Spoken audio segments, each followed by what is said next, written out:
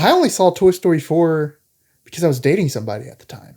And we needed to go see a movie. Whoa. Toy Story. I want to hear more of this. Jason lore. You want to hear more about something from 7 or 8 years ago? off the slate, gentlemen.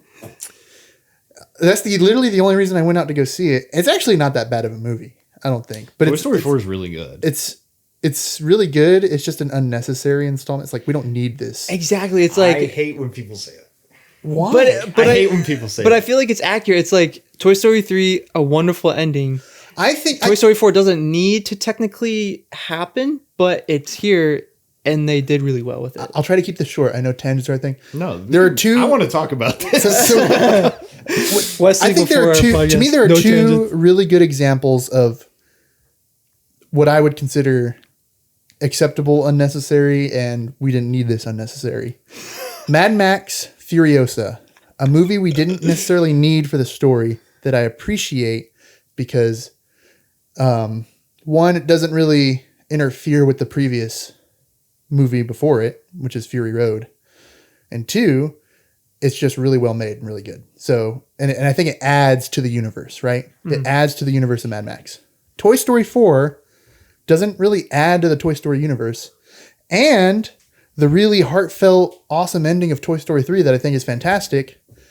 Well, it's not really an ending anymore, is it? Because now we got other things to do. Now we're like the whole arc of them being with Andy, and then, but you know, there's Woody learning to accept that he isn't going to be the favorite toy anymore. Then it's, you know, Woody kind of getting like lost, and then them kind of like debating like what gives them purpose in life, right? That's Toy Story 2. And then the third one, it's accepting that they aren't going to be Andy's toys forever, and coming to accept that as a whole group of toys.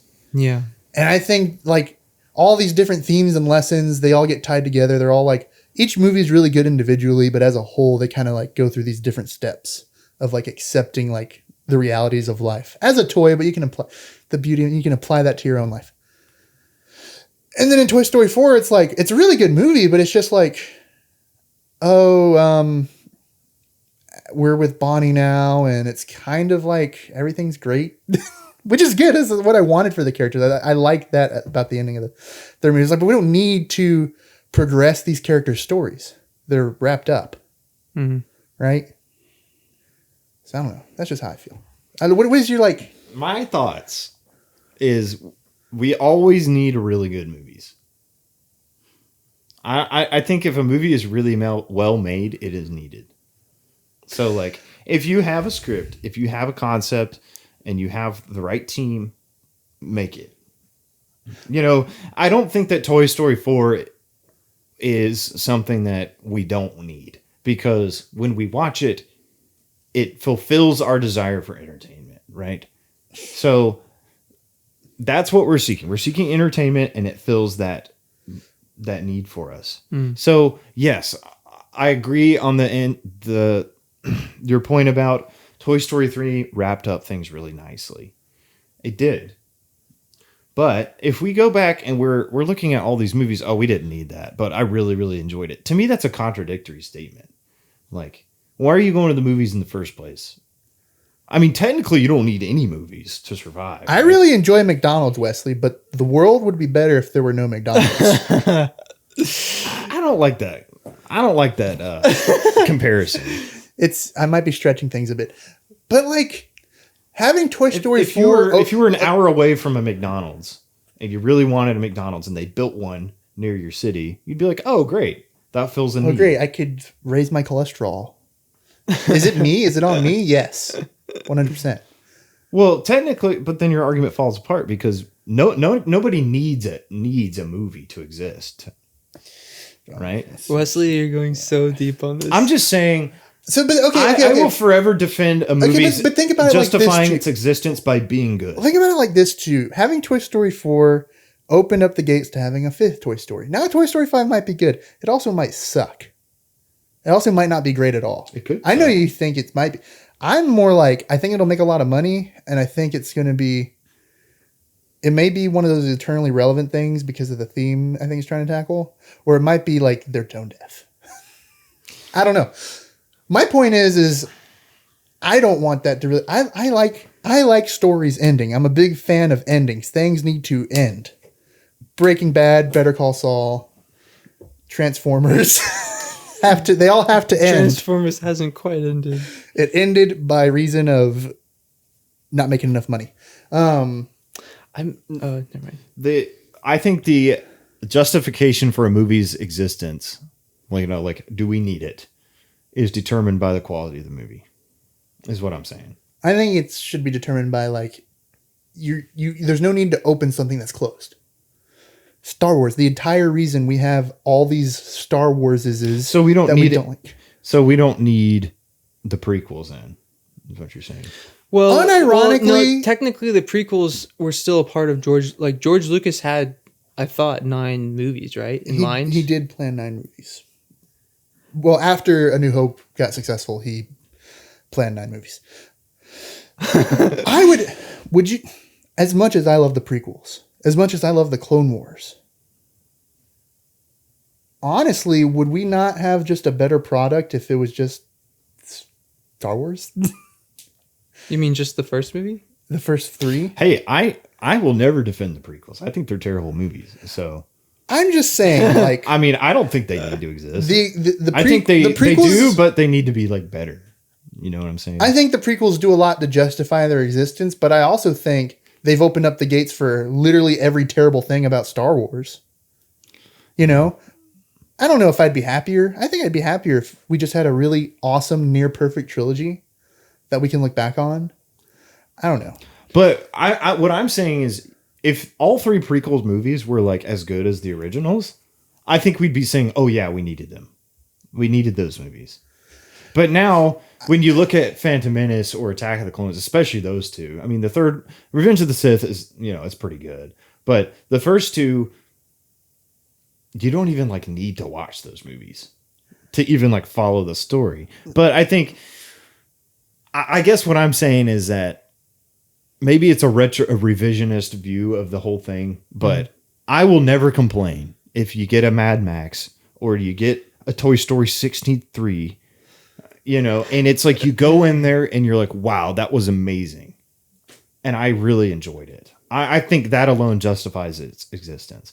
Now, if you're walking into slop like the sequels, then you're like, okay, this doesn't need to exist. I guess this actively ruins everything. I think the way I just view it is like, if we're going to spend time and resources on making a movie and your options are make another installment in a franchise and risk retroactively ruining things or messing with lore or just assassinating a character, or you could just spend all that and make something original.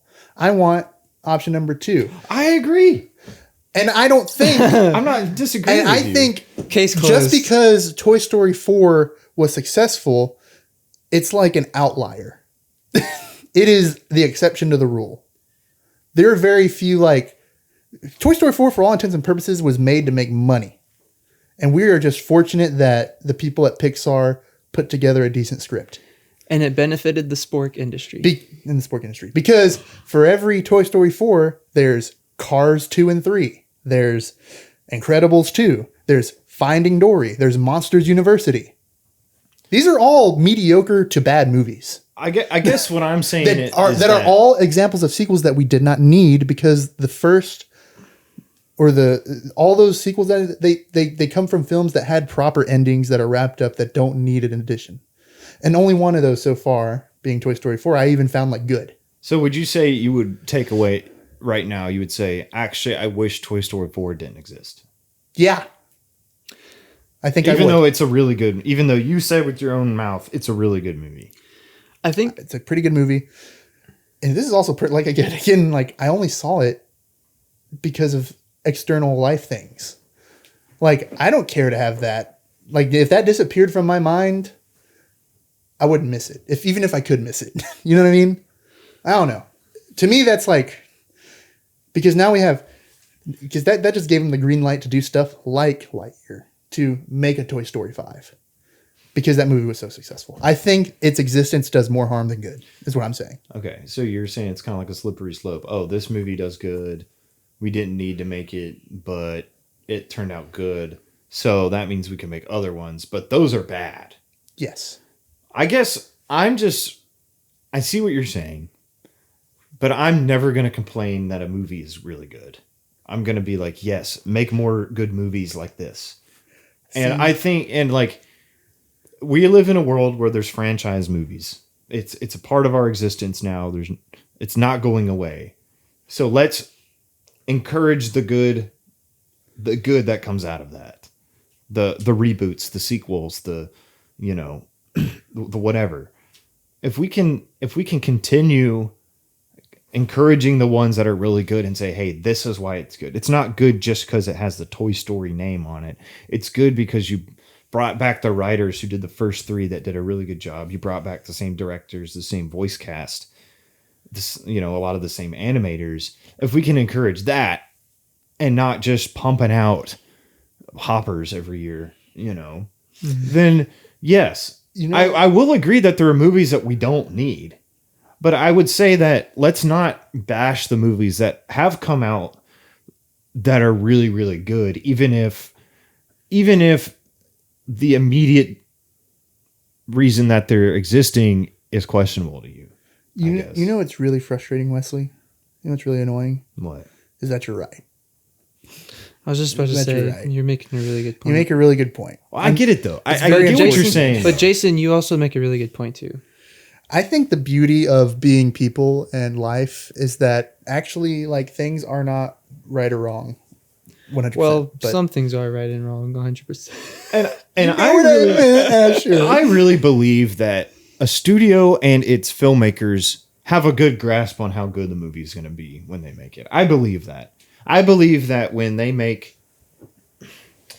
movie studios are making crap like Lightyear, I feel like they kind of know what they're doing. This movie sucks.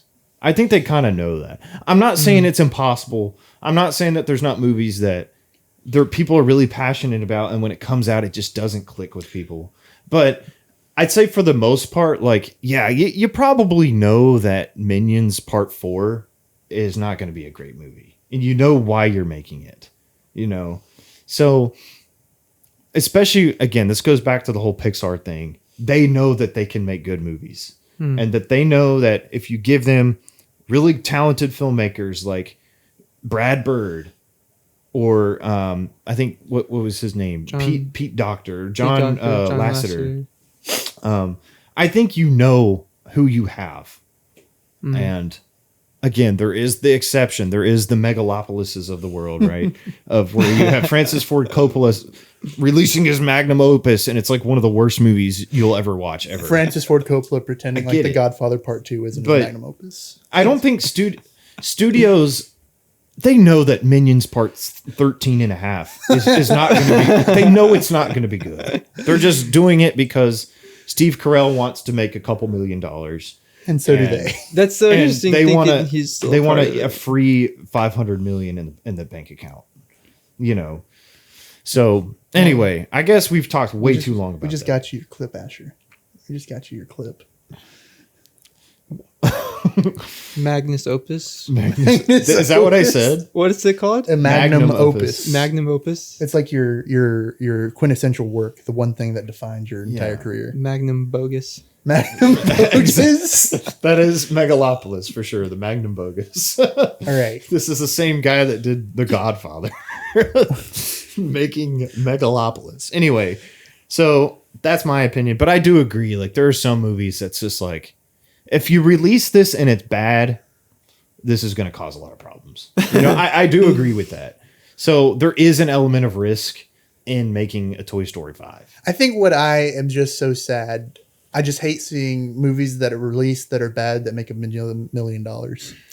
Shout out to Lilo and Stitch, the live action one. So.